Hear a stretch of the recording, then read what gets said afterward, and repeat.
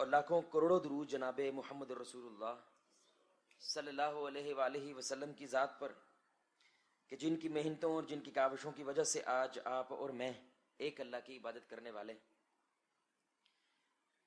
میرے پیارے بھائیوں، دوستوں، بزرگوں، ساتھیوں، ایک ایمان والا اس بات کو لے کر فکر مند تھا کہ میں جتنی عبادات کر رہا ہوں، اذکار کر رہا ہوں، ریاضتیں کر رہا ہوں اللہ کو راضی کرنے کے لیے، کیا یہ سب کچھ قبول بھی ہے کہ نہیں؟ اللہ ہمیں ایسی فکریں نصیب فرمائے. اس کو یہ پریشانی بہت زیادہ لاحق ہونے لگی کہ جب وہ نماز پڑھتا تھا، قرآن پڑھتا تھا، کوئی ذکر کرتا تھا، اس کو یہ ٹینشن لگ جاتی تھی پتہ نہیں یہ قبول ہے یا نہیں. اور یہ انسان کی فطرت ہے کہ جس چیز کو وہ بہت زیادہ سوچتا ہے ویسے ہی اس کو خواب آنے لگتے ہیں. یعنی کہ رات کو سوتے ہوئے بھی ان کا دماغ ایسے سوالوں کے جواب تلاش کرنے کی کوشش میں رہتا ہے. تو ایک رات اسی تلاش میں وہ جب سو جاتا ہے تو اس کو ایک خواب آتا ہے بڑا عجیب قسم کا، اور وہ خواب اس کو اس کے سوال کا جواب دے دیتا ہے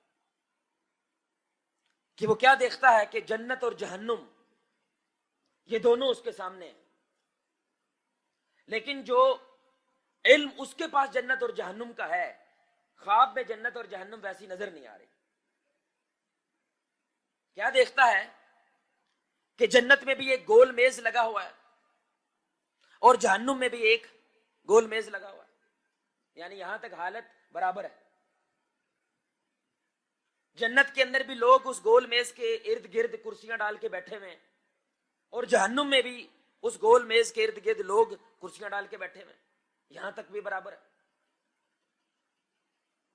جنت کے اندر ان کی میز پہ سوپ کے پیالے پڑے ہیں کیونکہ وہ بھوکے ہیں، اور جہنم کے اندر بھی ان کی میز پہ سوپ کے پیالے پڑے ہوئے ہیں، یہاں تک بھی بولے بھائی برابر ہے. جنت کے اندر جو لوگ ہیں ان کے بازو ہیں لیکن ان کی کوہنیاں نہیں ہیں. تو کیا مطلب؟ وہ سوپ کا چمچ تو بھر سکتے ہیں لیکن وہ چمچ منہ کو نہیں آ سکتا.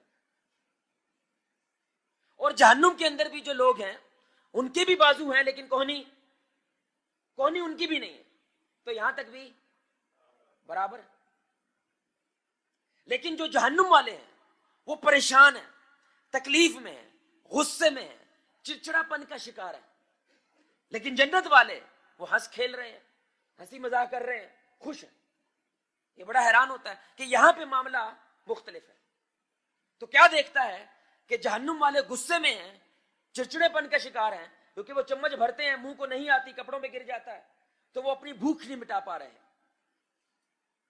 اپنی تکلیف کو مٹا نہیں پا رہے.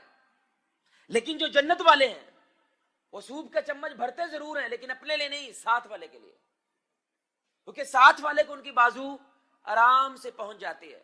تو ایک بندہ چمچ بھرتا ہے وہ ساتھ والے کو پلا رہا ہے، دوسرا بھر رہا ہے تو وہ ساتھ والے کو پلا رہا ہے. یہ خواب جب وہ دیکھتا ہے فوراً جاگ جاتا ہے اور کہتا ہے اللہ جی مجھے سبق مل گیا، جواب مل گیا کہ تیرے ہاں عبادت اور ریاضت وہی قبول ہے جو عبادت اور ریاضت انسان میں جذبہ انسانیت پیدا کر دے، جو ایک ایمان والے میں دوسروں کا درد اور تکلیف پیدا کر دے، جو اپنے پیٹ کے نہ سوچے، اپنے پیٹ کے ساتھ ساتھ دوسرے کے پیٹ کی بھی پرواہ کرے، اپنی بھوک کے ساتھ دوسرے کی بھوک کی بھی پرواہ کرے. تو یہی جنت میں اس نے دیکھا کہ لوگ اپنی تو نہیں مٹا پا رہے، تو انہوں نے کیا سوچا کہ ہم دوسرے کی مٹا دیتے ہیں، لیکن دوسرے کی مٹانے کی وجہ سے اللہ ان کی بھی بھوک کو مٹا رہا ہے. میرے بھائی اور دوستو، جو ہمارے معاشرے کے اندر نیکی کا تصور ہے، آپ کسی سے پوچھیں نیک آدمی کون ہوتا ہے، آپ کو ایک ہی جواب ملے گا، نمازی پرہیزی یا نمازی روزے دار. لیکن اگر آپ اگلا سوال پوچھیں کہ ہمارے پاس بندہ ہے، نمازی بھی ہے، روزے دار بھی ہے، لیکن کرپٹ ہے، ظلم کرتا ہے، گالم گلوچ کرتا ہے، چھوٹی چھوٹی بات پہ لڑ پڑتا ہے، اب نیک ہے وہ، تو فوراً کیا بولے گا؟ انج دی نمازاں دا کی فائدہ ہے، بولے گا کہ نہیں بھائی؟ اینج دے روزیاں دا کی فائدہ ہے؟ انسانی فطرت کے اندر بھی نیکی کا تصور وہ وہی ہے جو اسلام نیکی کا تصور دیتا ہے، لیکن ہمارے معاشرے کے اندر عبادت گزار آدمی اس کو نیک سمجھا جاتا ہے، اسلام میں نہیں۔ اسلام میں نیک اس کو سمجھا جاتا ہے جس کی عبادتیں، جس کے روزے، جس کی نمازیں اس میں اخلاق پیدا کر دیں، اس میں کردار پیدا کر دیں، اس کے اندر جذبہ انسانیت پیدا کر دیں، جو اپنے جنت کے ساتھ دوسرے کی جنت کی بھی پرواہ کرے، جو اپنے پیٹ کے ساتھ دوسرے کی پیٹ کی پرواہ کرے۔ اسلام اس کو نیک کہتا ہے۔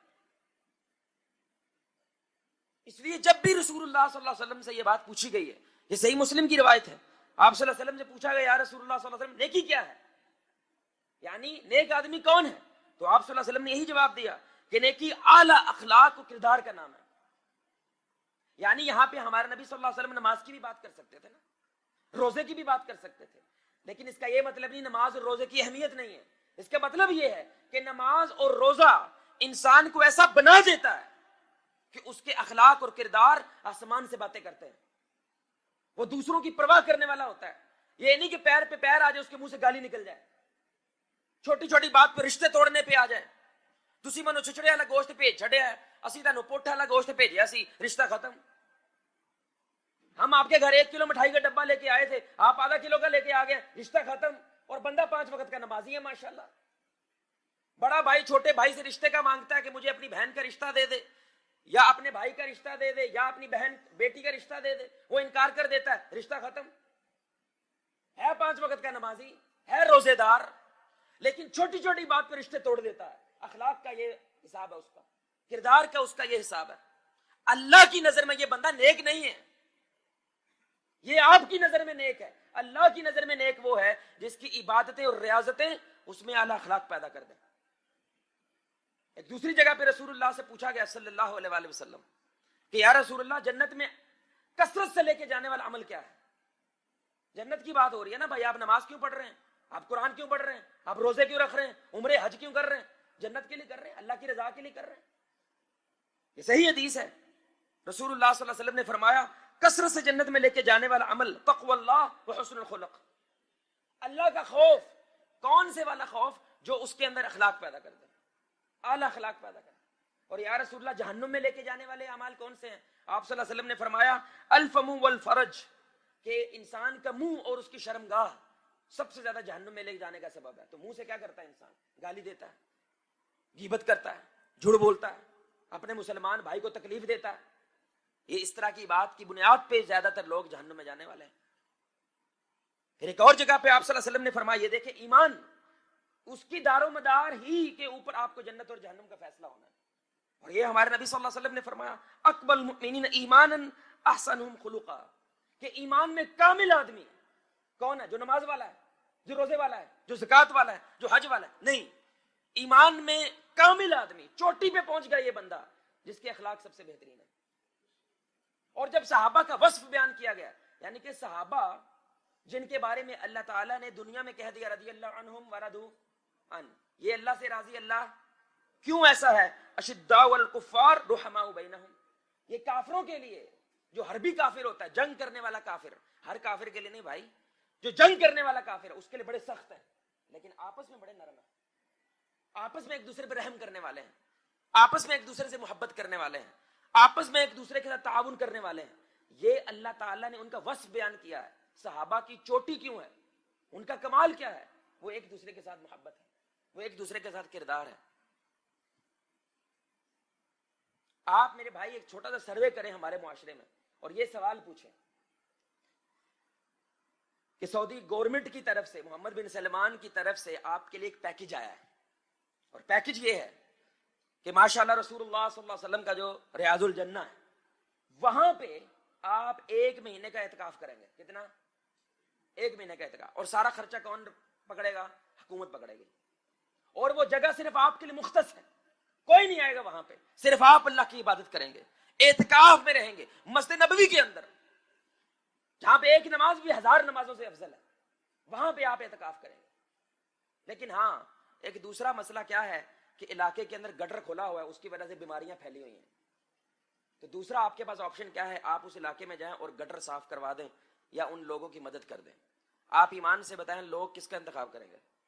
بولے بھائی ان دونوں میں سے کس کا انتخاب کریں گے؟ اعتکاف کا کریں گے نا، مسجد نبوی کا کریں گے. بھائی مسجد نبوی پتہ نہیں پھر موقع لبنا کہ نہیں لبنا، اور پھر گورنمنٹ کی طرف سے، اور خرچہ بھی نہیں ہو رہا اور پیسہ بھی نہیں لگ رہا، پھر ہے بھی بالکل رسول اللہ صلی اللہ علیہ وسلم کے قریب تر. اور کیا چاہیے؟ آپ کو ہر دوسرا بندہ یہی جواب دے گا کہ ہمیں تو بھائی مدینہ جانا ہے، لیکن رسول اللہ نے اس کا انتخاب نہیں کیا تھا. یعنی اب دیکھیں لوگوں کے ذہن میں نیکی کیا ہے اور اسلام کے ذہن میں نیکی کیا، اس میں زمین آسمان کا فرق ہے. اور یہ صحیح حدیث ہے طبرانی کی، شیخ ناصر الدین البانی نے حدیث کو صحیح کہا ہے. رسول اللہ صلی اللہ علیہ وسلم نے فرمایا کہ میرے لیے کسی کی مشکل کو حل کرنے کے لیے جانا وہ کہیں زیادہ بہتر ہے بجائے اس کے کہ میں اپنی مسجد کے اندر 1 مہینے کا اعتکاف کروں.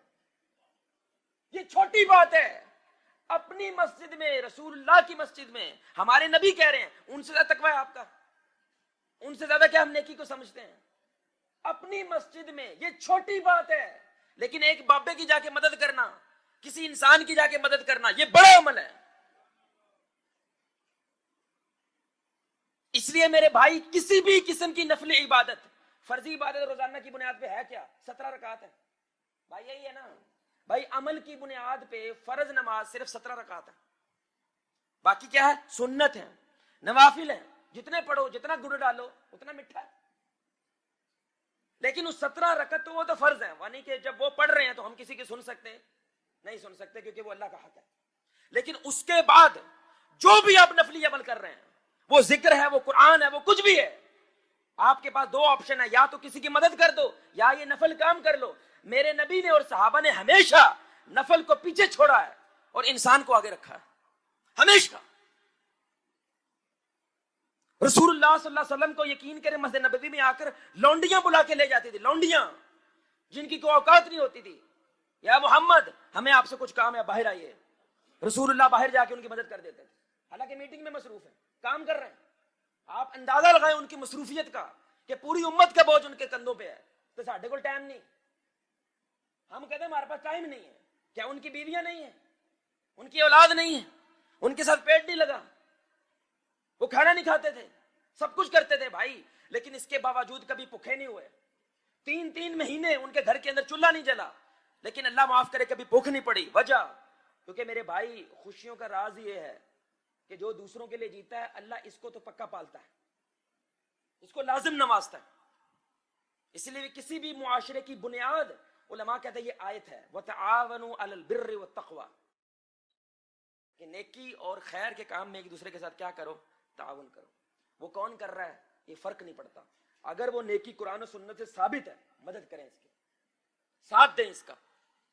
وَلَا تَعَاوَنُوا عَلَى الْإِثْمِ وَالْعُدْوَانِ، گناہ کے اندر کسی کے ساتھ نہ دیں، جرم کے اندر کسی کے ساتھ نہ دیں. یہ صرف ایک جملہ کسی سوسائٹی کی بنیاد ہے، اس کے اوپر سوسائٹی کھڑی ہوتی ہے.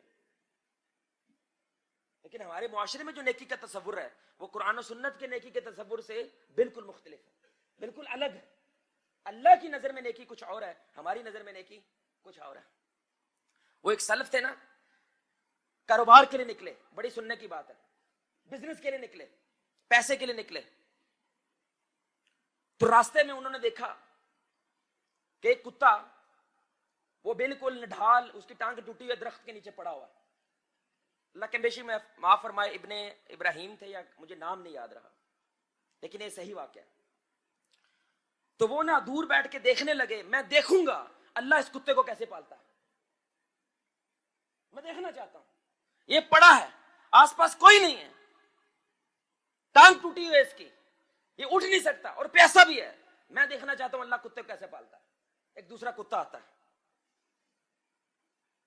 وہ ساتھ والے چھوڑی ندی ہوتی ہے اس کے اندر اپنی دم ڈبوتا ہے، دم ڈبو کے اس کے قریب جاتا ہے اور اس کے منہ میں دے دیتا ہے، پھر جاتا ہے، پھر دم ڈبوتا ہے، پھر اس کے منہ میں دے دیتا ہے. اور یہ عمل جاری رکھتا ہے جب تک کتا پیاس نہیں بجھا لیتا. یہ وہاں سے بوری بسترا باندھتا ہے، واپس آ جاتے ہیں کہ میں نے کاروبار نہیں کرنا، میں نے بزنس نہیں کرنا، میں نے کام دھندا نہیں کرنا. اگر اللہ تعالیٰ ایسے کتے کو پال سکتا ہے تو اللہ مجھے بھی پال سکتا ہے، میں نے نہیں کرنا کام. وہ شیخ صاحب کے پاس گئے، ہمارے علماء الحمدللہ بڑی دور کی سوچتے تھے. شیخ صاحب کے پاس گئے، انہوں نے کہا شیخ صاحب میں چھاڑ دیتی ہر شے، اگر اللہ اس کتے کو پال سکتا ہے بھرے جنگل کے اندر تو اللہ مجھے بھی پال سکتا ہے. ہم گھر بیٹھے ہیں، دین کی خدمت کریں گے، ہم نے کام دھندا نہیں کرنا. اللہ نے کہا تو نے اس کتے کو دیکھا ہے جو تکلیف میں تھا. تو نے اس کتے کو نہیں دیکھا جو اس کی مدد کر رہا تھا؟ افضل کون ہے؟ کون افضل ہے؟ وہ جو مدد کے قابل تھا یا جو جس نے مدد کی تھی. اگر وہ نہ ہوتا تو کیا وہ کتا زندہ رہتا؟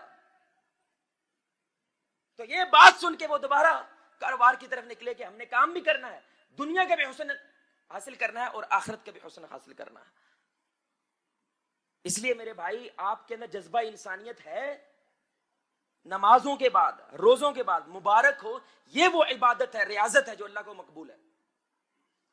لیکن اگر یہ عبادت اور ریاضت آپ کو خود غرض بنا رہی ہے, آپ کو صرف اپنے پیٹ کا پجاری بنا رہی ہے, آپ کو صرف اپنی فکر ہے, بھاڑ میں جائیے دنیا, بھاڑ میں جائیے سیلاب زدگان, بھاڑ میں جائیے ملک, میں ٹھیک ہوں نا, میرا گھر ٹھیک ہے نا, گلی میں گٹر کھولا نا, میرے گھر تو ٹھیک ہے, گلی کے بچے گالیاں دے رہے ہیں نا, میرے گھر کے تو ٹھیک ہے. میرے بھائی آپ کو لگتا ہے نیکی ہے, اللہ کی نظر میں یہ بندہ نیک, بولے بھائی اللہ کی نظر میں یہ نیک آدمی ہے. اب اس سے بڑی کوئی حدیث ہو سکتی ہے میرے بھائی اور دوستوں کہ رسول اللہ صلی اللہ علیہ وسلم نے فرمایا, بھائی بتاؤ میری امت کا مفلس کون ہے؟ مفلس کون ہوتا ہے بھائی؟ بینک کرپٹ آدمی. بینک کرپٹ کا مطلب ایک ایسا آدمی کہ منافع تو کیا ملنا تھا, سرمایہ بھی کھو جائے, اس کو مفلس کہتے ہیں. کہ منافع تو کیا آنا تھا, جو سرمایہ اس نے لگایا تھا وہ بھی نقصان ہو گیا. تو صحابہ نے وہی کہا جو ہم اور آپ جانتے ہیں, یا رسول جس کے پاس درہم دینار نہیں ہے, جس کے پاس ساز و سامان نہیں ہے. اب یہ میرے بھائی حدیث کے الفاظ بتا رہا ہوں, اپنی بات نہیں بتا رہا. ابھی جتنی میں نے باتیں کی ہیں یہ اس کے لیے آخری دلیل ہے. آپ صلی اللہ علیہ وسلم نے فرمایا نہیں, میری امت کا مفلس بینک کرپٹ آدمی, یعنی اس سے بڑا نقصان والا آدمی کوئی نہیں ہو سکتا. کون یا رسول اللہ؟ جو قیامت کے دن آئے گا, کیا لے کر آئے گا؟ یہ تین چیزیں ہمارے نبی نے فرمائی, نماز, روزہ, زکات. اللہ اکبر. میں نے آپ سے کہا لوگوں سے پوچھے نیکی کیا ہے, نیک آدمی کون ہے؟ آپ کو یہ تین چیزیں بتائیں گا. نماز روزے کا, صوم و صلات کا پابند ہے اور صدقہ خیرات بھی کرتا ہے. یہ تین چیزیں لے کر آئے گا, زکات, نماز اور روزہ. پہاڑ جتنی نیکیاں ہیں. لیکن اس نے لوگوں کے ساتھ ظلم کیا ہوگا, کسی کو گالی دی ہوگی, تہمت لگائی ہوگی, جھوٹ مال کے مال بیچا ہے, دھوکہ دیا ہے, فراڈ دیا ہے. ہمارے نبی صلی اللہ علیہ وسلم نے فرمایا تو بدلے کے طور پر اس کی نیکیاں لے لی جائیں گی اور جس پہ اس نے ظلم کیا ان کو دے دی جائیں گی, یہاں تک کہ نیکی ختم ہو جائیں گی. تو اب لوگوں کے گناہ اس کو دے دیے جائیں گے, یہاں تک کہ منہ کے بل گھسیٹ کے اس کو جہنم میں پھینک دیا جائے گا. نماز ہے, روزہ ہے, زکات ہے, پہاڑوں جتنی نیکیاں لے کر آئے, سب برباد ہو گیا. کس کی وجہ سے ہوا ہے؟ کیونکہ اس نے خدا کی خدائی کا احساس نہیں کیا, اس نے انسانوں کا احساس نہیں کیا. بھائی یاد رکھیں, اللہ کہتا ہے میری رحمتیں لامحدود ہیں, میں ہاتھ بڑا ہوڑا رکھتا ہوں, سمجھ رہے ہیں؟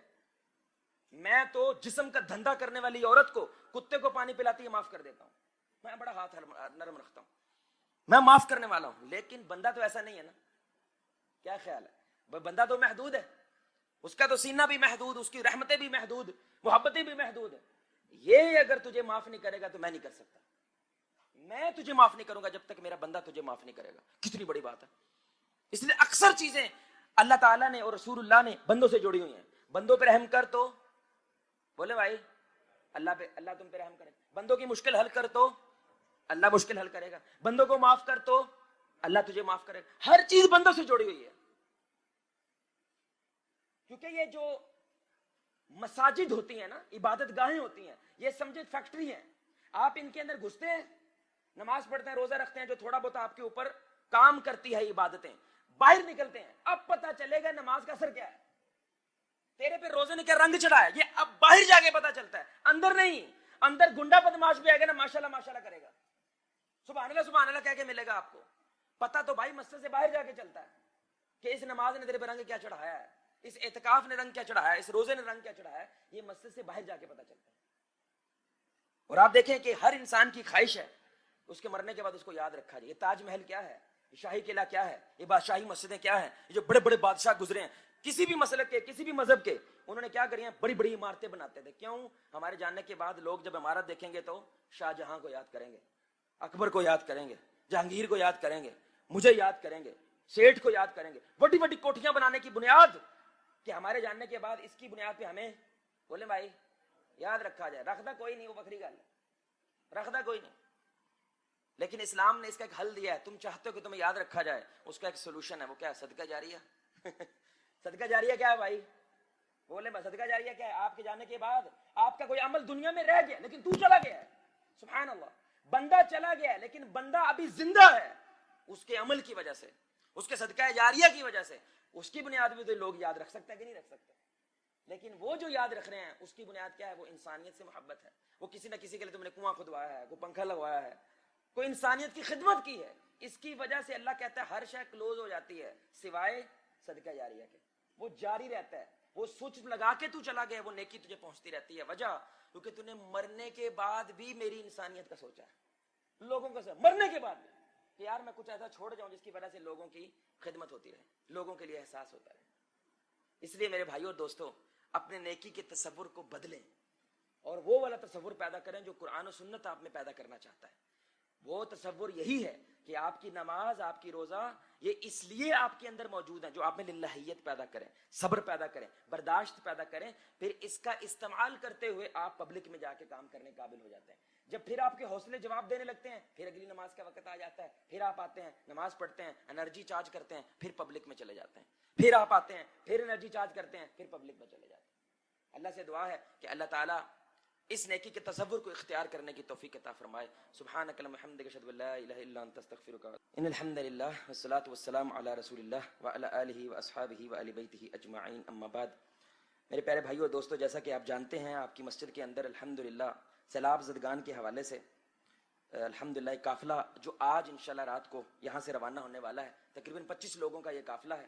اور یقین کریں سیلاب کے حوالے سے جو 2005 میں زلزلہ آیا تھا اس سے بڑا سانحہ یہ قرار دیا جا رہا ہے. 116 اضلاع تقریباً اس سیلاب سے متاثر ہو چکے ہیں. اس وقت 1000 کے قریب لوگ وہ اس سیلاب کی وجہ سے اپنی جان کھو بیٹھے ہیں, جن میں 300 قریب صرف بچے, چھوٹے چھوٹے بچے, معصوم بچے. 1 لاکھ سے زائد گھر اس سیلاب کی وجہ سے تباہ. 1 لاکھ کے قریب گھر, 25-30 سال لگ جاتے گھر بنانے میں. 1 لاکھ کے قریب گھر جو ہے اس وجہ سے متاثر ہو چکے ہیں. 3000 کلومیٹر کی سڑکیں اس کی وجہ سے برباد ہو چکے ہیں. یعنی کہ بلوچستان میں اب پنجاب کی طرف سے جانے والے داخل نہیں ہو سکتے. فضل الرحمان صاحب ہمارے اپنے گاؤں کے اندر قید ہو گئے ہیں, وہ نکل نہیں پا رہے صرف سیلاب کی وجہ سے. سیلاب آیا ہوا ہے, 800 سکول اس سیلاب کی وجہ سے تباہ ہو چکے ہیں, جن میں صرف 600 کا تعلق بلوچستان سے ہے. تو یہ سارا کچھ ہماری نظروں کے سامنے ہو رہا ہے. ہم نے ایک نیکی کا تصور آپ کے سامنے پیش کیا ہے. آپ کے کان پہ جوں تک نہیں رینگتی ہے سب کچھ ہونے کے بعد. آپ کچھ نہیں کر سکتے, تنہائی کے اندر ان کے لیے دعا تو کر سکتے ہیں, آپ اخلاقی سپورٹ تو کر سکتے ہیں, اور جتنا ہو سکے آپ ان کے ساتھ تعاون لازم کر سکتے ہیں. 10 روپے کا بھی تعاون بہت بڑا تعاون ہوتا ہے. یاد رکھے رسول اللہ صلی اللہ علیہ وسلم نے کیا کہا تھا, ایک کھجور مخلص ہو کے اللہ کی راہ میں جو دیتا ہے, اللہ قدر اتنی کرتا ہے, اس کو پالتا پوستا ہے جیسے تم اپنے چھوٹے چھوٹے جانوروں کے بچے پالتے ہو, یہاں تک کہ وہ کھجور احد پہاڑ جتنی ہو جاتی ہے. تو اللہ کے ہاں یہ میٹر نہیں کرتا میرے بھائی کیا چھوٹا کیا بڑا. اللہ کیا میٹر کرتا ہے کہ بندے کو قدر تھی ان لوگوں کی, بندے کو احساس تھا ان لوگوں کا, اس نے اپنے تئیں ان کی مدد کرنے کی کوشش کی ہے. تو الحمدللہ یہاں سے آپ خوش قسمت ہے میرے بھائی کہ ہر گلی ہر محلے دوسری جگہ کے اوپر الحمدللہ اس طرح سیلاب زدگان کے لیے کوئی فنڈ اکٹھے کر رہے ہیں. وگرنہ مکلف ہوتے اللہ کے سامنے قیامت کے دن کہ آپ نے ان کی مدد کیوں نہیں کی. آپ نے تو جانا کوئی نہیں, آپ نے تو گھر چھوڑنا کوئی نہیں, آپ نے دکان چھوڑنی کوئی نہیں. یہ فرض کفارہ والا معاملہ ہو رہا ہے کہ کچھ ایک خاص گروپ ہے جو جمع ہو کے آپ کے بہاف پہ, اس محلے کی بہاف کے اوپر وہاں پہ جا کے مدد کرنے کی کوشش کرنے والا ہے انشاءاللہ. تو میں خود بھی جا رہا ہوں انشاءاللہ, عبدالرب بھائی بھی جا رہے ہیں, اور 25 لوگوں کا قافلہ یہاں سے نکل رہا ہے انشاءاللہ. بڑھ چڑھ کے تعاون فرمائیں. شام تک ابھی ہم یہی ہیں انشاءاللہ. تو اللہ تعالیٰ ڈاکٹر صاحب کو جزائے خیر عطا فرمائے. یقین کریں نعمت سے کم نہیں ہے ایسے لوگ کہ جنہوں نے ایسا ادارہ بنایا ہوا یہاں پہ کہ جو ہر دم ہر لمحہ کوشش کرتا ہے کہ کسی نہ کسی حوالے سے جہاں پہ بھی کوئی مسئلہ ہو ہم اس کے مسئلے کو دور کرنے کی اپنی استطاعت کے مطابق کوشش کریں. یاد رکھیں میرے بھائی, رب کا مطلب کیا ہے؟ پالنے والا. رب کا مطلب کیا ہے؟ پالنے والا. اللہ نے یہ رب کا لفظ ماں باپ کے لیے استعمال کیا ہے, رب ارحمہما کما ربیانی صغیرا. رب کا لفظ ماں باپ کے لیے استعمال کیا. کیوں؟ کیونکہ وہ بھی بچے کو کیا کرتے ہیں, بنا کسی مطلب سے, بنا کسی ریٹرن سے پالتے پوستے ہیں. یہ چھوٹی بات نہیں ہے. اللہ تعالیٰ زمین پہ آ کے بندوں کو کبھی نہیں نوازتا. اللہ تعالیٰ اپنے ولیوں کی ڈیوٹیاں لگاتا ہے, ان کے دل میں الہام ڈالتا ہے کہ میرے کسی بندے کو تمہیں صدقہ کرنا چاہیے, اور پھر بندہ بھی وہی آتا ہے جو اللہ کے سامنے گر گڑا رہا تھا, یا اللہ مجھے مدد کر, میرے پاس راشن نہیں ہے. اب یہ کسی کی دعا تھی میرے بھائی. راجن پور میں ہم جا رہے ہیں, تونسا میں جا رہے ہیں, وہ کسی کی دعائیں ہیں. اللہ نے ہمارے اندر الہام ڈالا, ہم نے پیسہ اکٹھا کیا, ہم جا رہے ہیں وہاں پہ. اللہ نعوذ باللہ سیلاب زدگان کے لیے نہیں آتا زمین پہ. اللہ اپنے ولیوں کے اندر الہام کرتا ہے کہ یہ میرے سولجرز ہیں, یہ میرے ولی ہیں, کہ جو لوگوں کی جا کے مدد کرتے ہیں یہی میرے ہیں جو کام کرنے والے لوگ. یہ کہ چھوٹی بات